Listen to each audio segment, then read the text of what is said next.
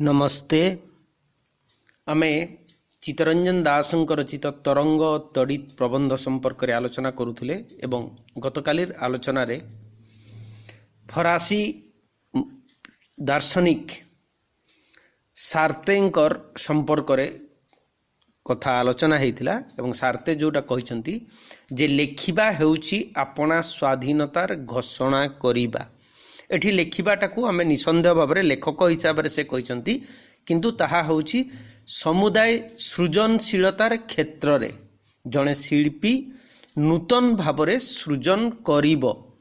तेबे एठी से कहउछंती जे स्वाधीनतार घोषणा करिबा से जगार प्राबंधिक प्रश्न पचारिछंती स्वाधीनता केउथि पाई एवं ई स्वाधीनता केउथि पाई बाबद रे आमे एक कथा मध्य पूर्ण सचेतन हेबा।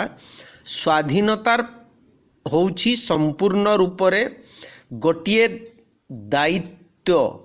स्वाधीनतार जदि आक्षरिक परिभाषा में कहिबा ताले ताहा होउछि तार दायित्व, तार कर्तव्य। ये अधिकार और कर्तव्यर कथा नुहे। व्यक्ति पूर्ण सचेतन हेले दायित्ववान हेले जाई से स्वाधीन हेई पारिबो। एवं ए संपर्क रे गोटिए बहु प्रसिद्ध पुस्तक अछि एरिक फ्रॉम कर। से पुस्तकर नाम होछि फियर ऑफ फ्रीडम एवं जोठी से कहउछंती मनीष स्वाधीन हेबाकू चाहे नाही। साधारण भाव में आमे समस्ते स्वाधीनता पाई व्यग्र बा व्याकुल एवं स्वाधीनता पाई मनीष आत्मदान करि दउछि ए कथा जानुछे, किंतु से मनोविज्ञानी एरिक फ्रॉम होउछंती विंश शताब्दी जने विशिष्ट मनोविज्ञानी एवं से प्रमाण करने को प्रयास करिछंती जे मनीषर अंतरात्मा रे से स्वाधीन हेबाकू चाहे नाही। ये गोटे जटिल समस्या। तेबे एठी जो स्वाधीनतार कथा प्राबंधिक कहउछंती से स्वाधीनता होउची स्तर आ प्रकार भेद रहिछि। प्रथम कथा होउची स्वाधीनता काहींकी। 2 नंबर होउची स्वाधीनता काहा पाखरु एवं 3 नंबर होउची एब्सोल्यूट फ्रीडम। माने जोटा होउची हमर आध्यात्मिकता रे कुहा जाई परिबो तुरीय अवस्था, जोठी कर्ता आ कर्म भितरे कोनोसी रकमर प्रभेद रहिबो नाही।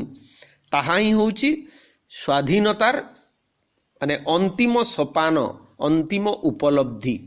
तेबे आमर जो सचराचर साधारण लोक माने जेमिति एठी बंची छंती लेखक कहउछंती तांकर अर्थ रे पूर्णतर भावानुभूतिर तथा पूर्णतर उपलब्धिर स्वाधीनता।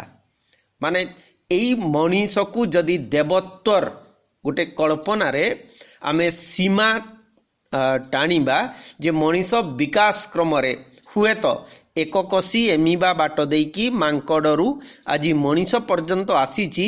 ये तार पूर्णता नुहे, पूर्णता आहुरी अनेक ऊर्ध्वरे अछि जोटा को आमे देवत्व बोली कहूचे। सेई स्तर पर्यंत ताकू उपलब्धि करिवो एवं ए स्वाधीनता होउची सेइथि पई पूर्णतर मनीष हेबार स्वाधीनता, जोटा को आमे नित्सेंकर भाषा रे मध्य कहि परिबा सुपरमैन। माने सहस्र लक्ष आलोक वर्ष दूरर कौनसी वस्तु को देखी पारिबो। एमिति एई काल रे एई खंड रे छिड़ा है कि हजारे वर्ष आग को मध्य देखी पारिबार सामर्थ्य रहिबो से सुपरमैन पाखरे। तेणु से स्वाधीनता होउची सेइथि पई।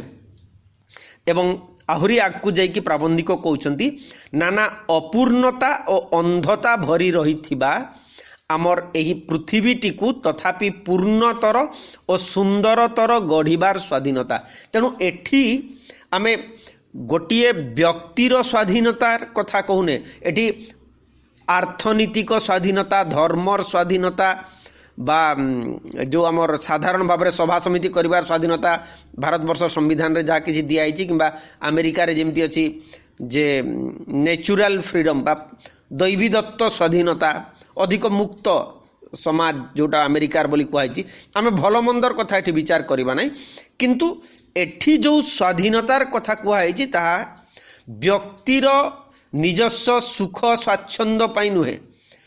ବ୍ୟକ୍ତିର ପୂର୍ଣ୍ଣତା ସହିତ ବିଶ୍ୱର ପୂର୍ଣ୍ଣତା ଓ ଅଧିକ ସୁନ୍ଦର କରିବା ପାଇଁ ସ୍ୱାଧୀନତା। ତେଣୁ ଇଏ ହେଉଛି ଅତ୍ୟନ୍ତ ରିସ୍କର କଥା, ରେସ୍ପନ୍ସିବିଲିଟିର କଥା। ଏ ସ୍ୱାଧୀନତା ଉପଭୋଗ ନୁହେଁ। ମାନେ ଆମେ ଯଦି କହିବା ଡେମୋକ୍ଲିସର ଖଣ୍ଡା ଭଳି ମୁଣ୍ଡରେ ସବୁବେଳେ ଗୋଟିଏ ବିପଦ ଝୁଲୁଥିବ, କିନ୍ତୁ ତମେ କ୍ଷମତାର ସିଂହାସନରେ ବସିଥିବ, ଇଏ ହେଉଛି ସେଇ ରକମର ଅବସ୍ଥା।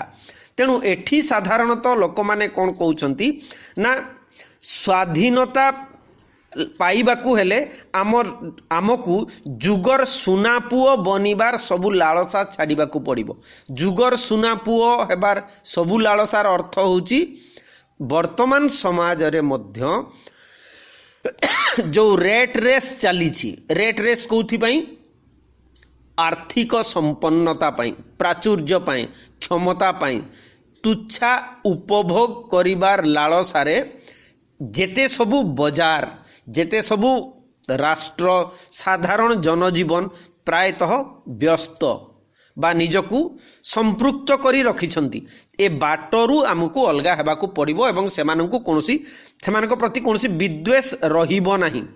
ସେହି ପ୍ରସଙ୍ଗରେ ସେ କହୁଛନ୍ତି, ସାନ ଓଡ଼ିଶା ହେଉ କିମ୍ବା ସାନୁମାନ ପୃଥିବୀ ହେଉ, ଏଇ ଓଡ଼ିଶା ହେଉ ବା ତଥାକଥିତ ଆମର କଳ୍ପନାରେ ଅନୁମାନ ଭିତରେ ଯେଉଁ ପୃଥିବୀ ଆସୁଛି, ସବୁଠି ସାହିତ୍ୟିକର ଦାୟିତ୍ୱ ହେଉଛି ସେଇ ଅସଲ ସ୍ୱାଧୀନତା ବା ଯେଉଁଟାକୁ କହିଲି ଯେଉଁ ରିସ୍କ, ଏବଂ ଯେଉଁ ସ୍ୱାଧୀନତା ନେଲେ ମଣିଷ, ଆମର ସେ କିୟରଗାର୍ଡଙ୍କର ଗୋଟେ ଚମତ୍କାର ପୁସ୍ତକ ଅଛି, ଫିଅର ଆଣ୍ଡ ଟ୍ରେମ୍ବଲିଂ, ମାନେ ଅତ୍ୟନ୍ତ ଭୟ ଏବଂ ଉଦ୍ବେଗ ଭିତରେ ସେ ଆଗକୁ ପାଦ ବଢ଼େଇବ। ଏ ସ୍ୱାଧୀନତା ପାଖରୁ ପଳାୟନ କରିବାକୁ ସମସ୍ତେ ଚାହାନ୍ତି। ସେଥିପାଇଁ ଯାଇକି ଗୋଟେ ନିରାପତ୍ତା ସମାଜର, ପରିବାରର, ଚାକିରିର, ପଇସାର, ଏମିତି ନିରାପତ୍ତାର ବଳୟ ଭିତରେ ନିଜକୁ ସବୁବେଳେ ଢାଙ୍କି ରଖନ୍ତି, ସୁରକ୍ଷିତ କରି ରଖନ୍ତି। ଏବଂ ସେଇ ଜାଗାରେ ସେ କହୁଛନ୍ତି, ସେ ଯୁଗରେ ମାନେ ପ୍ରାଚୀନ କାଳରେ ଗ୍ରୀସରେ ସକ୍ରେଟିସ୍ ଯେଉଁ ସ୍ୱାଧୀନତା ଚାହିଁଥିଲେ, ସେଇ ଚାହିଁଥିଲେ ପୂର୍ଣ୍ଣତର ବିକଶିତ ମଣିଷର ସ୍ୱାଧୀନତା ବା ବିଶ୍ୱର ସମ୍ପୂର୍ଣ୍ଣ ସ୍ୱାଧୀନତା। ଏ କୁସଂସ୍କାରରୁ, ଧର୍ମରୁ, ଅର୍ଥନୀତିକ ଦାସତ୍ୱରୁ, ସବୁ ରକମର ଯେଉଁ ଅବଷ୍ଟାକେଲ ରହିଛି, ପ୍ରତିବନ୍ଧକ ମଣିଷର ବିକାଶରେ ରହିଛି, ଏଠୁ ମଣିଷକୁ ସ୍ୱାଧୀନ ହେବ। ଏବଂ 1962 ମସିହା ବେଳେ ପ୍ରାବନ୍ଧିକ କହୁଛନ୍ତି, ଏବେ ଇଂଲଣ୍ଡରେ 90 ବର୍ଷର ଯୁବକ ବର୍ଟ୍ରାଣ୍ଡ ରସେଲ ଯେଉଁ ସ୍ୱାଧୀନତାର କଥା କହୁଛନ୍ତି, ବର୍ଟ୍ରାଣ୍ଡ ରସେଲ ହେଉଛନ୍ତି ଜଣେ ମ୍ୟାଥମେଟିକ୍ସର ଲୋକ, ଗଣିତର ଲୋକ, କିନ୍ତୁ ବିଂଶ ଶତାବ୍ଦୀର ଅନ୍ୟତମ ମୂର୍ଦ୍ଧନ୍ୟ ସ୍ଥାନୀୟ ଦାର୍ଶନିକ। ତାଙ୍କର ଜୀବନ ହେଉଛି ଯଦିଓ ପ୍ରଲମ୍ବିତ, ପାଖାପାଖି 98 ବର୍ଷ ବଞ୍ଚିଥିଲେ। ତାଙ୍କର ଜନ୍ମ ହେଉଛି 18 ମେ 1872 ଏବଂ ତାଙ୍କର ଦେହାନ୍ତ ହେଇଛି ଫେବୃଆରୀ 2 ତାରିଖ 1970 ମସିହାରେ। ତାଙ୍କର ସମୁଦାୟ ରଚନା ଦର୍ଶନ ବିଜ୍ଞାନରେ ହେଉଛି 18ଟି ଭଲ୍ୟୁମ୍ରେ ତାହା ପ୍ରକାଶିତ ହେଇଛି। ବୋଧେ 1983 ମସିହାରୁ ତାହା ପ୍ରକାଶିତ ହେଇକି 2017ରେ ତାହା କମ୍ପ୍ଲିଟ୍ ହେଇଛି। କିନ୍ତୁ ବହୁଚର୍ଚ୍ଚିତ ସେ ହେଉଛନ୍ତି ବିଂଶ ଶତାବ୍ଦୀର ଅନ୍ୟତମ ବୁଦ୍ଧିମାନ, ଜ୍ଞାନୀ, ଗୁଣୀ, ଦାର୍ଶନିକ ଏବଂ ମ୍ୟାଥମେଟିସିଆନ୍ ହିସାବରେ ଆମେ ତାଙ୍କୁ ମାନ୍ୟତା ଦେଇଛେ। ତାଙ୍କର ଗଣିତ, ଦର୍ଶନ ସହିତ କଳା, ସମାଜ ବିଜ୍ଞାନ, ବିଭିନ୍ନ ରକମର ବିଧି ବ୍ୟବସ୍ଥା ସମ୍ପର୍କରେ ତାଙ୍କର ଖୁବ୍ ମାନେ ସୈଦ୍ଧାନ୍ତିକ ଗୁରୁତ୍ୱପୂର୍ଣ୍ଣ ପୁସ୍ତକ ସବୁ ରଚନା କରିଛନ୍ତି। ତେଣୁ ସେଇ ଯେଉଁ ବର୍ଟ୍ରାଣ୍ଡ ରସେଲ ଯେଉଁ ସ୍ୱାଧୀନତାର କଥା କହୁଛନ୍ତି, ମୁଁ ଏଠାରେ ଲେଖକ ମଧ୍ୟ କହୁଛନ୍ତି ସେଇମାନଙ୍କ ସହିତ ସ୍ୱର ମିଳାଇ, ମାନେ ଏକଦା ସକ୍ରେଟିସ୍ ଯାହା ଚାହୁଁଥିଲେ ଏବଂ 62 ମସିହା ବେଳକୁ ରସେଲ ଯାହା ଚାହୁଁଥିଲେ, ମୁଁ ମଧ୍ୟ ସେଇ ରକମର ସ୍ୱାଧୀନତାର କଥା କହୁଛି। ତାଙ୍କର ଫ୍ରିଡମ୍ ଉପରେ ଗୋଟେ ଚମତ୍କାର ପୁସ୍ତକ ଅଛି ବର୍ଟ୍ରାଣ୍ଡ ରସେଲଙ୍କର। ସାହିତ୍ୟ କ୍ଷେତ୍ରରେ ହିଁ ଏହି ସ୍ୱାଧୀନତାର ସବୁଠାରୁ ଅଧିକ ଆବଶ୍ୟକତା ରହିଛି। ମାନେ ସାହିତ୍ୟ କ୍ଷେତ୍ରରେ କାହିଁକି ନା, ଗୋଟିଏ ସମାଜ କେଉଁ ରକମର ଯଦି ତାର ମୁଖଶାଳା ବା ଆମେ ମୁଖବନ୍ଧ तार एरुंडी जिंदी गाँ परिमल धपा ठरू बोली कुआ जाए गोटे समाज को जानिबार चिन्हिबार सरलतम बाट होची तार साहित्य। तेणु साहित्य जदि वास्तविक बदलिबो ताहले ए पृथ्वीर संबंध बदलिबो, जीवन बदलिबो, मनीषर चिंता चेतना चरित्र मध्य बदलिबो।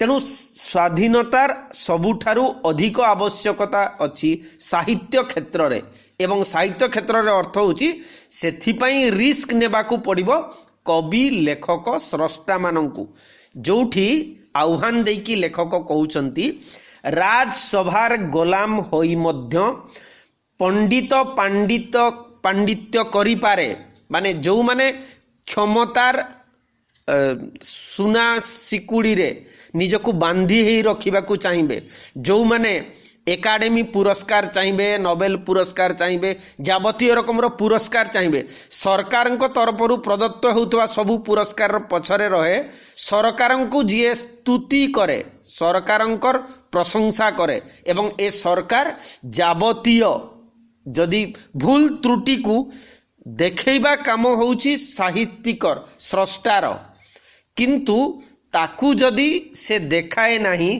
तसामद करे, जोटा को आहुरी स्पष्ट भाव में प्राबंधिक कहउचंती हुकुम देलाबालार गोलाम होई वैज्ञानिक नुआ बोमा तैयारी करि पारे और सेथि लागी पदवी और भूषण मान पिंधि पारे, मात्र साहित्यिक को प्रथमे स्वाधीन हेबाकू पड़िबो। जोटा या पूर्व आलोचना रे आमे कहूतिले ए पृथ्वी पाई अधिकरु अधिक शस्य किमिति खाद्य उत्पादन करा जाई पारिबो ता बाबदरे गवेषणा हेबार जेतिकी आवश्यकता अछि। बोमा पाई से परमाणु बोमा हेई पारे बा अन्य कोनोसी रासायनिक बोमा हेई पारे, ता पाई गवेषणा हेबार प्रयोजन कोन?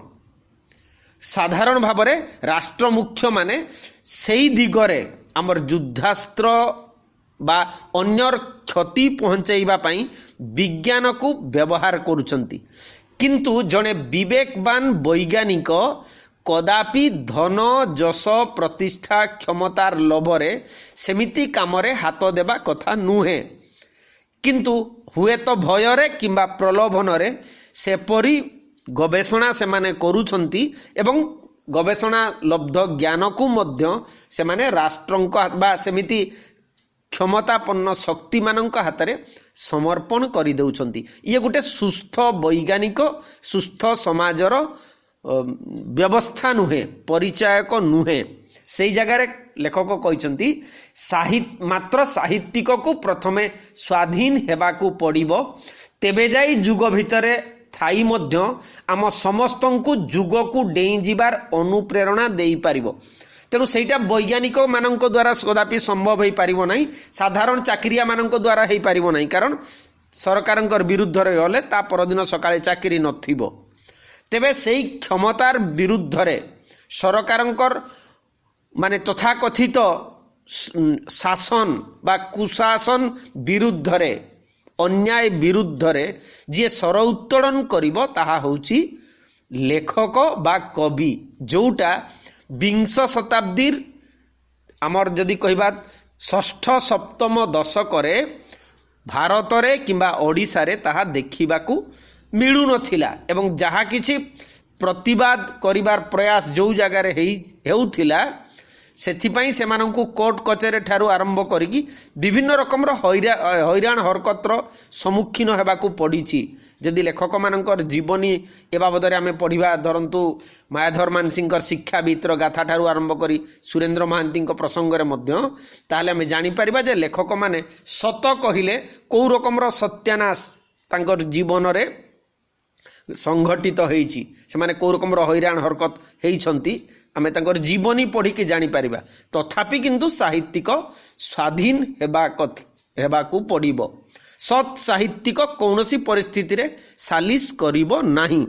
प्रसंग क्रम रे लेखक कहउछंती मार्टिन बुबर होउछंती जने इस्राएल रो दार्शनिक, किंतु तांकर जन्म स्थान होउची ऑस्ट्रिया रो वियेना। तांकर जन्म समय होउची 8 फेब्रुआरी 1878 एवं तांकर देहांत होउची 13 ଜୁନ 1965 ଏବଂ ମାର୍ଟିନ ବୁବରଙ୍କ ସହିତ ଚିତ୍ତରଞ୍ଜନ ଦାସ ଏହାର ପ୍ରାବନ୍ଧିକଙ୍କର ଭେଟ ମଧ୍ୟ ହେଇଥିଲା। ତାଙ୍କର ଦେହାନ୍ତ ହେଇଛି ଜେରୁଜେଲମରେ ଏବଂ ସେ ବୋଧେ ବିଭିନ୍ନ ସମୟରେ 3 ମାସ କରିକି ବା ତାଠାରୁ ଅଧିକ ସମୟ ଇସ୍ରାଏଲରେ ସେ କଟେଇଛନ୍ତି ଶିକ୍ଷା ଅନୁଷ୍ଠାନ ମାନଙ୍କରେ, ବିଭିନ୍ନ ସାମାଜିକ କୃଷି ଏସବୁ ଗବେଷଣା କ୍ଷେତ୍ରରେ। ତେଣୁ ଇସ୍ରାଏଲ ସହିତ ତାଙ୍କର ମାନେ ଗୋଟେ ଘନିଷ୍ଠ ସମ୍ପର୍କ ମଧ୍ୟ ରହିଥିଲା। ତାଙ୍କର ଗୋଟେ ଭ୍ରମଣ କାହାଣୀ ବି ଅଛି, ଏର୍ତେଜ ଇସ୍ରାଏଲ, ଚାହିଁଲେ ପଢ଼ି ମଧ୍ୟ ପାରିବେ। ସେ ମାର୍ଟିନ ବୁବରଙ୍କର କଥା କହିଛନ୍ତି। ମାର୍ଟିନ ବୁବରଙ୍କୁ ସାଧାରଣତଃ କୁହାଯାଏ ଯେ ଫିଲୋସଫର ଅଫ୍ ଡାଇଲଗ। ଡାଇଲଗ ଅର୍ଥ ହେଉଛି ସମ୍ବାଦ, କଥୋପକଥନ, ମାନେ ରେସିପ୍ରୋକାଲ, ଦୁଇ ତରଫରୁ ହେବାର। ତାଙ୍କର ବହୁ ପ୍ରସିଦ୍ଧ ବହି ହେଉଛି ଆଇ ଏଣ୍ଡ ଦୋ, ମୁଁ ଏବଂ ତୁମେ। ମାର୍ଟିନ ବୁବର ଜୀବନକୁ, ସେ ସମୁଦାୟ ବ୍ୟକ୍ତି ବିଶ୍ୱ ଜୀବନକୁ ଡାଇଲଗ ବା କଥୋପକଥନ ବୋଲି କହିଛନ୍ତି। ଇଏ ତାଙ୍କର କନସେପ୍ଟ, ତାଙ୍କର ଦୃଷ୍ଟିକୋଣ, ତାଙ୍କର ଦର୍ଶନ। ଏଠି ଡାଇଲଗର ଅର୍ଥ ହେଉଛି ଦେବ ଏବଂ ନେବ, ଏବଂ ଯିଏ ଦେବ ସେ ନେବ ମଧ୍ୟ। ଇଏ ରେସିପ୍ରୋକାଲ ହିସାବରେ ଚାଲିବ। ମୋର ସମାଜ ହେଉଛି ମୋର ଯୁଗ और ମୋର ପୃଥିବୀ ସହିତ ଏହି ଡାଇଲଗର ପରିଣାମ। ମାନେ ବ୍ୟକ୍ତି ଯେଉଁ କାଳଖଣ୍ଡ ଭିତରେ ଯେଉଁ ସମାଜରେ ବଞ୍ଚୁଛି, ବ୍ୟକ୍ତି ସମାଜକୁ ଦେବ ଏବଂ ସମାଜ ମଧ୍ୟ ବ୍ୟକ୍ତିକୁ ସେତିକି ପରିମାଣରେ ଦେବ।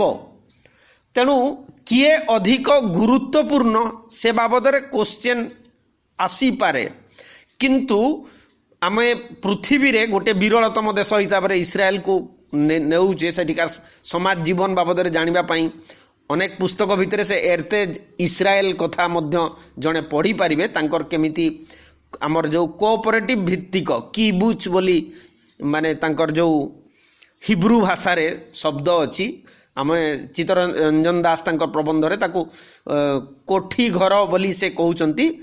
ଚମତ୍କାର ସେଠିକାର ସମାଜ ଜୀବନ ସମ୍ପର୍କରେ ସେ ବର୍ଣ୍ଣନା କରିଛନ୍ତି। ମାନେ ଯେଉଁଠି ମୂଳ ଜିନିଷଟି ହେଉଛି ମଣିଷର ବା ବ୍ୟକ୍ତିର ଗୋଟେ ପ୍ରାଇଭେଟ ପ୍ରପର୍ଟିର କନସେପ୍ଟ ଯେମିତି ସେଠି ରହିବ ନାହିଁ। ଆମର ସବୁଠାରୁ ବଡ଼ ଜିନିଷଟି ହେଉଛି ଏଇ ଯେଉଁ ବ୍ୟକ୍ତିର ଆତ୍ମକାମିତା ବା ସ୍ୱାର୍ଥପରତା। ମାନେ ଇସ୍ରାଏଲ ଗୋଟିଏ ପ୍ରାକୃତିକ ସମ୍ବଳ ନଥିବା ରାଷ୍ଟ୍ର, ଯାହାର ସୃଷ୍ଟି ହେଇଛି 1948 ମସିହାରେ।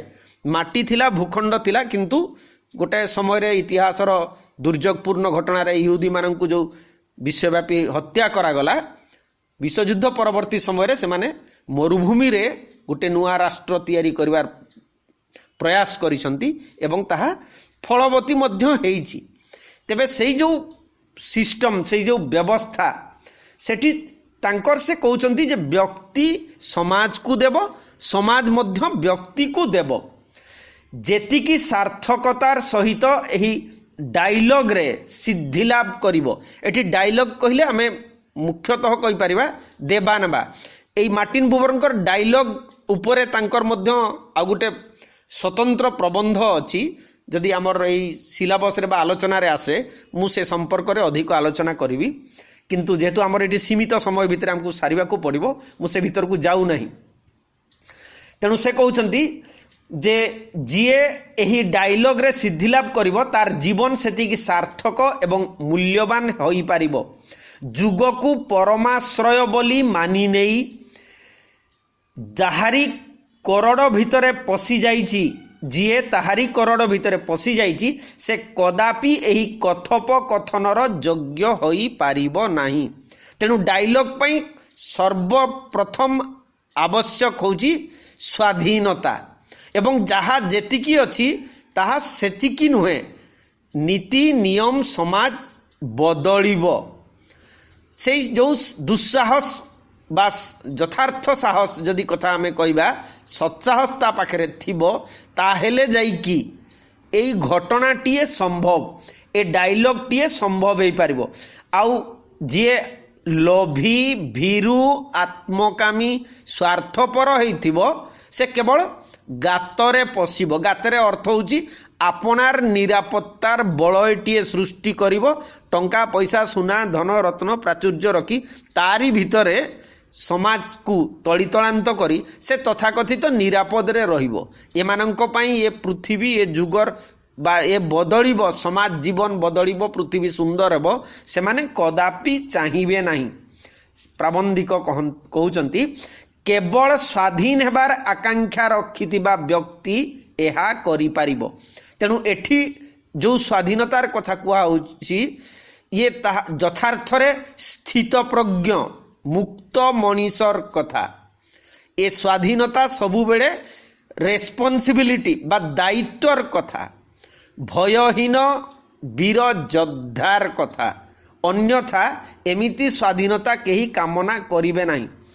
लेखक तेणु स्पष्ट भाव में कहते प्रबंधर अंतिम चरण आड़े केवल कवि और साहित्यिक यह करि पारिबो, से प्रकृति सहित कथोपकथन करिबो। ए प्रकृति कहले ए विपुलाच पृथ्वी विशाल प्रकृति केवल गछ वृक्ष नुहंती, कीट पतंग किंबा साधारण जीव मध्य कि आलुआ मेघ पवन बिजुड़ी एगुड़िक मध्य नुहंती।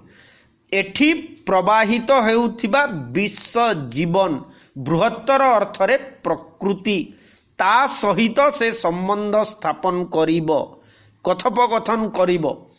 सुंदर और असुंदर सहित कथोपकथन करिबो। आमे जेमिति अंध महुमाछी बाबदरे मध्य कवितार आलोचना कला बेले कहउतिले, वास्तविक सुंदर एवं असुंदर होउची आमर आपेक्षिक दृष्टिकोण।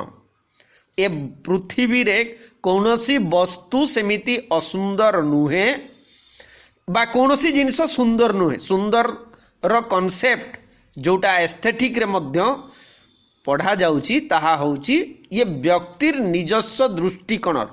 कारण ए विशाल प्रकृति विशाल पृथ्वी पाई तार मध्य आवश्यकता अछि। माने जदि पद्म फुटिबो ताहले ता पाई पंकर आवश्यकता अछि, किंतु पंक ही सबु किछि बोली आमे कहूना। पद्म ता जगार महान, पंक मध्य ता जगार महान, किंतु पंकरु पद्म पर्यंत जीवाकू पड़िबो। ये होउची जीवनर वैचित्र्य। तेणु सबु जिनिस को लेखक स्वीकार करिनेबो, माने से जज करिबो नाही, विचार करिबो नाही, सिद्धांत देबो नाही, बुझिबाकू चेष्टा करिबो। ये होउची बेनेडिक्ट स्पिनोजांकर गोटे चमत्कार बाणी, राग नाही, क्रोध प्रकाश कर नाही, विचार कर नाही, बुझ, try to understand, not to जज बोली कुआइछि। से वर्तमानर सम्मुखीन हेबो, आपनार सम्मुखीन हेबो, तेबे जाई से सृष्टि करि पारिबो। सबु रीति उपरे जीवन रीतिर जय हेबो। एटी जीवन रीतिर अर्थ होउची विपुल विश्व जीवनर जय। एवं ता पूर्वरु जो कहउछंती वर्तमानर सम्मुखीन हेबो, आपनार सम्मुखीन हेबो। एटी वर्तमानर बा आपनार सम्मुखीन हेबार अर्थ होउची जुगर डिमांड। जुग कौन चाहूची, कारण जुग सबु बेले विश्व मुक्ति विश्व विकासर कथा कुहे नाही। जुगर जो कर्ता माने थांती, जो खाउंद माने मालिक माने तथाकथित राष्ट्र मुख्य माने थांती, से माने आपनार सिंहासन टीकू स्थिर अचल बा चिरंतन करने को चाहती। ये होची समाजर सबुठारु बड़ विलक्षण बा विडंबना। तेणु ताकू चैलेंज करने को पड़िबो। एवं आमर जो आदर्श परिकल्पना रे जदिओ ता आमे कहि परिबा से अरिस्टोटलकर आइडियल स्टेट रो कथा नुहे, किंतु सत्य जुगर जो परिकल्पना करा होउची, जो न राज्यम न राजाति, सेठी राजा रहिबे नहीं, राज्य रहिबो नहीं, शासक रहिबो नहीं, शासित रहिबे नहीं, मनीष रहिबे, एई प्रकृति रहिबो, राष्ट्र रहिबो। किंतु जो अहंकार को आधार करी से माने निज को परिचित करने को चाहती, से जिनिस रहिबो नाही। असल विकास असल जीवन तारी उपरे संभव हेबो।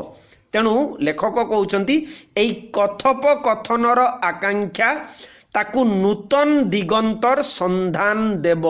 कथोपकथन कहले सिंपल डायलॉग नुहे, ये होची पूरा संपूर्ण भाव में बुझिबार प्रयास करिबा, तार है कि ताकू बुझिबा, माने आमे नदी है कि नदी को बुझिबा, गछ है कि गछ को बुझिबा, तथा कथित माने जो मार्जिनाल मेन समाजर जो स्तर रे लोक माने बंचुछंती सेई स्तर को जाई कि ताकू बुझी हेबो। अन्यथा माने डाक्टर है कि रोगी को बुझिबा संभव नुहे, कारण रोगी जो रकमर परिवेश परिस्थिति जेमती जेमती भाव में हेइची सेमिति परिस्थिति को आमको ग्रहण करने को पड़िबो, जानिबा को पड़िबो। दिगंतर अर्थ दिगर अंत नुहे, दिग शेषर अस्वीकार करिबा हेउची दिगंतर अधिक प्राणवंत अर्थ। तेणु एठी दिगंत संपर्क रे तांकर जो डेफिनेशन से संज्ञा देकी कहउचंती, जोठी दिग सरी जाउची आमे दिगंत रे सूर्योदय होउची बोली कहउचे, दिगंतर सीमा, किंतु दिगंत वास्तविक अंतिम कथा नुहे। जहा दृश्य होउची से दृश्यर बाहरे मध्य जोठी आमर आखि बा आमर दृष्टि जतिकी पर्यंत पहुंची पारी नाही सेही स्तर पर्यंत पहुंचीबा ही होउची दिगंत, एवं ताही होउची अधिक प्राणवंत अर्थ। तापरे जाइकी प्रबंध रे तांकर जो अंतिम शब्द दीटा नामकरण जो करिसंती तरंग और तड़ित, एठी मनीष को सही पर्याय को नेबाकू से कहउचंती। दिगंतर कथा कहि सारिला परे से कहउचंती तरंग और तड़ित। तरंग माने होउची जोटा को आमे पारिभाषिक शब्द उर्मी बोली कहउचे, लहरी बोली कहउचे, समुद्र नदी रे जो जुआर उठुची बोली कहउचे वेव बोली। तड़ित रो अर्थ होउची बिजुली लाइटनिंग जोटा को आमे कहउचे। से तरंग तड़ित एगुड़िक स्थिति को बुझाती नहीं, माने एमाने होउचंती गतिमान, केवल आलोकित बा परिवर्तित प्रत्येक मुहूर्त रे निजको रूपांतरित परिवर्तित करुथिबे सेही सेमिति स्थिति नुहे। एमाने होउचंती गतिमान, एगुड़िक गति को बुझाती एवं गतिर अर्थ ऊर्ध्वगति, उत्तरण, विकास, जीवनर आलोडन को बुझाती। एमाने हेउछंती उत्क्रांतिर प्रतीक। तेणु तरंग और तड़ित ये स्थूल वस्तु नुहे, एमाने होउछंती गतिशीलतार बा नित्य नियत गतिमान, जो चरई बेतीर कथा कुआईची एठी जेमिति आमको सेई प्रेरणा ही देबा पई एठी तरंग अछि आउ तड़ित अछि, बिजुली अछि। एवं शेषरे कहउचंती जलर तरंग एकुल सहित सेकुलर स्पंदन को आनी जोड़ी दिए, तथापि सबु कूल को डेई जिबार मूर्छना जगाई दे जाए। साधारण परिस्थिति रे तरंग अति छोट छोट उर्मी लहरी भली खेले, किंतु तार सामर्थ्य अछि घटना परिवेश परिस्थिति बदलिले से कूल लंघन करि पारे बा से सामर्थ्य मध्य ता पाखरे रहिछि। सेही परि आकाशर तड़ित जो बिजुली आकाश रे मेघरे जो बिजुली सृष्टि हुए तड़ित, सीए मध्य शून्यर जलधि उपरे तरंग रेखा परी उभा होई जाई आम आखि को केते आड़े केते कथोपकथनर सूत्र रे गईठाई देबा लगी आसी थाए। तेणु आकाश रे जो बिजुली सृष्टि हुए से मुहूर्तकर बिजुली भितरे जेतिकी आलुओ सृष्टि हुए से मुहूर्त रे आमे चारिआडे अंधार भितरे देखि पारू कोठी कौन अछि।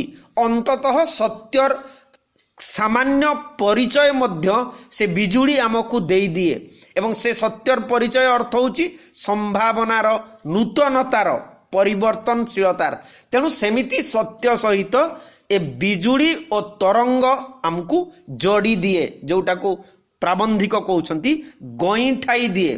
तरंग ए कूलरे सृष्टि हेई आर कूल पर्यंत को जीवार कूल लंघन करिवार कथा कहे, सेमिति शून्यर समुद्र उपरे जलधि उपरे सृष्टि हेउतबा बिजुली मध्य आमको अनेक एमिति अदृश्य जगत सहित कथोपकथन एटी जोड़ी हेई जीवार आमे से आमको किछि देब आमे मध्य किछि देबा कारण उभयंकर विकास एई देवा द्वारा ही संभव हेई पारिबो तेणु जोड़ी दिए बोली कहउछंती। एवं लास्ट लाइन होउची केते लड़ीबार सराग को उद्भासित करी देई जाए। तेणु एई जो लड़ीबार आस्पृहा करिबार माने आमे अधिकरु अधिक पाइबाकू नुहे हेबाकू चाहूछु एई हेबाकू चाहिबा ही होउची प्राबंधिकंकर असल जेमिति परोक्षर उद्घोषणा तांकर विभिन्न प्रबंध भितरे गोटाए प्रबंधरे से कहिसंती आमे सचराचर मनीष कहिले तमर कौन अच्छी सेगुड़िक गुरुत्वपूर्ण नुहे तमे कौन व्हाट यू ताहा ही होउची गुरुत्वपूर्ण एवं व्हाट यू कथार जेते बेले आसुची सेते बेले व्यक्ति जेमिति गोटिए निजकू श्रृंग उपरे एकुटिया छिड़ा हेई कि निजर विवेचना करुछि जे वास्तविक तार असल अस्तित्व कौन। तेणु समुदाय प्रबंधरे तरंग और तड़ित कहिबार अर्थ जदि आमे कहिबा व्याप्ति विशालता और गतिमानता गतिशीलता ये होची व्यक्ति और समाजर धर्म।